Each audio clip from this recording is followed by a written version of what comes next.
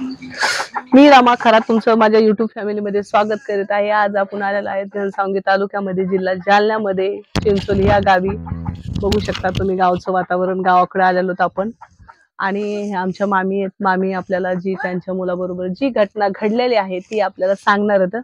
मामी सांगा, तुमचा मुलगा किती केवढा होता आणि काय झालं? 6वीला होता तो, शाळेत जात होता। हा, पुढे चालून पोरीचे लग्न केले आम्ही।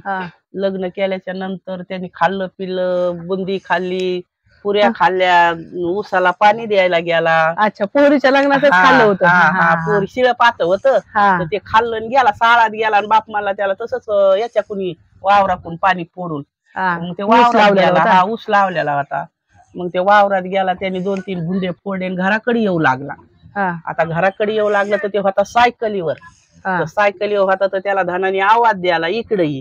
गुप्त धनाने? हा, ती कढई होती तिथं, कढई होती तर मग त्याला आवाज द्याला, त्याने ऐकला आवाज। ते मग तू कोण आवाज देतोय का? त्याला कळ वगैरे आवाज आला होता? हा, वाजलं होतं ते, खळाखळा वाजलं होतं ते। आणि मग त्याला आवाज द्याला, ते पाहतो माग फिरून तर तिथं कोणीच नाही। आणि मग इकडे इकडे म्हणले, ते गेला तिथं गेला, ती कढई वर दिसली तर त्या कढईत धन होतं। ते धन होतं तर त्याने अशी हातात सायकल आणि त्या धनाच्या कढईला हात लांबिवला। हात लांबिवला तर त्या सायकलीच्या योगाने ती धडक कढईच खाली गेली।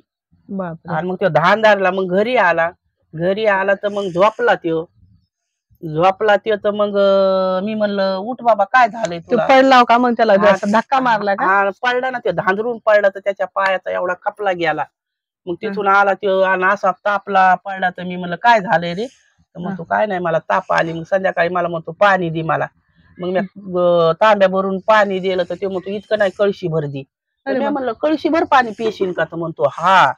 आणि मग तेवढं प्याला आणि झोपला। सकाळी कळशी भरून पाणी प्याला? नाही, तांबरच प्याला। ते कळशी भरून दे मला तर मी नाही दिलं। आणि मग ते तांबर पाणी प्याला, झोपला। सकाळी पहाटे त्याला उठून तर अशी ताप आली, मरणाची ताप आली त्याला। मग मी घरच्याला उठवलं, म्हणलं तुम्ही दोघंही उठा, पोराला दवाखान्यात न्या।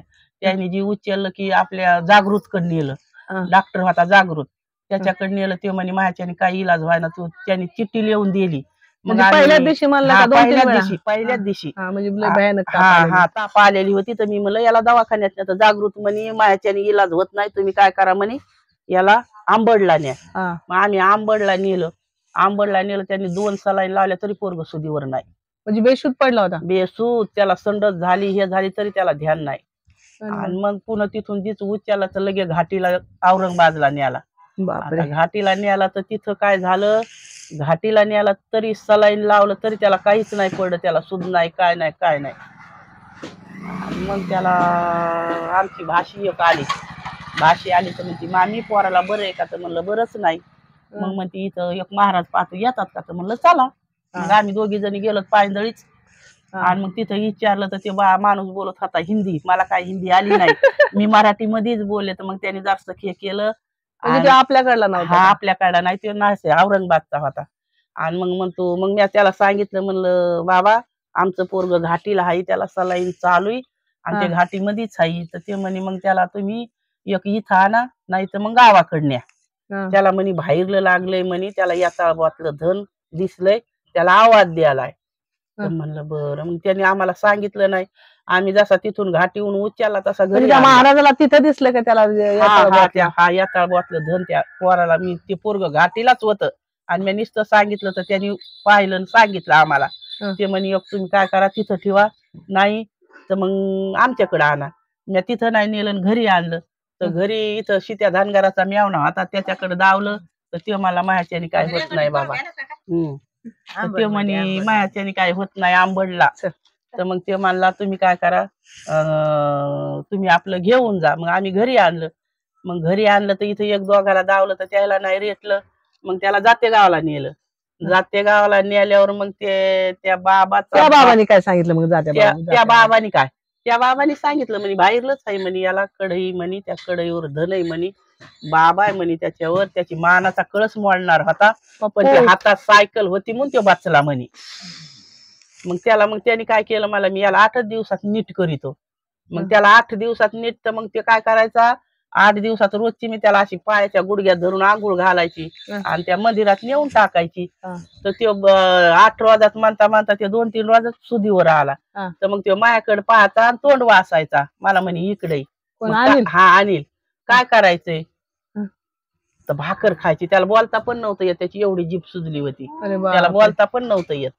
आणि मग ते तसं केलं आणि मग त्यांनी 8 दिवसात सुधीवर आणलं. तर मग तिथून पुढं मग म्हणे आता घरला चला. मग त्याला घरी आणलं तर ते इतकुले त्याचे मित्र दाव म्हणे कुडत. मग मी असे भोवताली सारे त्याला गोळा केले. मग त्यांनी पाहिले तेव्हा मग ते खुश झाला. मग पण त्याने घरी आल्याच्या नंतर तुम्हाला खरंच मग सांगितलं ना त्याने आम्हाला. मग सांगितलं म्हणे मला तिथं ना धन दिसलंय म्हणे, त्या धनाने आवाज द्यालाय.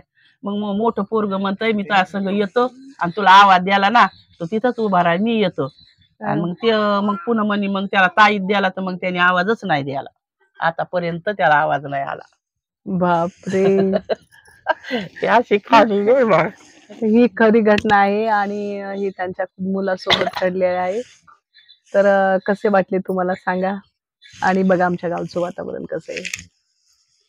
बैल म्हशा गाई वगैरे, म्हशी नाही तर गाईच येतं, गाय बैल आहेत ना, बैल शेळ्या आहेत.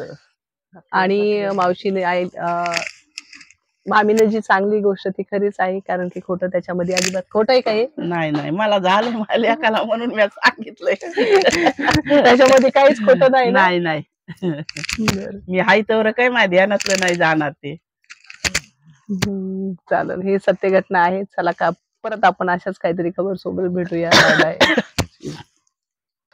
आपण आलेलो तर चिंचोली इथे आणि आमच्या मामीच्या मुलासोबत काय घडलेलं आहे म्हणजे त्याला जे काय घडलेलं आहे त्याच्यासोबत ते मामी आपल्याला सत्य घटना सांगणार आहेत. मामी काय झालं होतं पहिल्या सूट त्याला ना किती केवढा होता पहिल्यापासून? 6वीला होता तो, म्हणजे लहानच होता. 6वीला होता तो.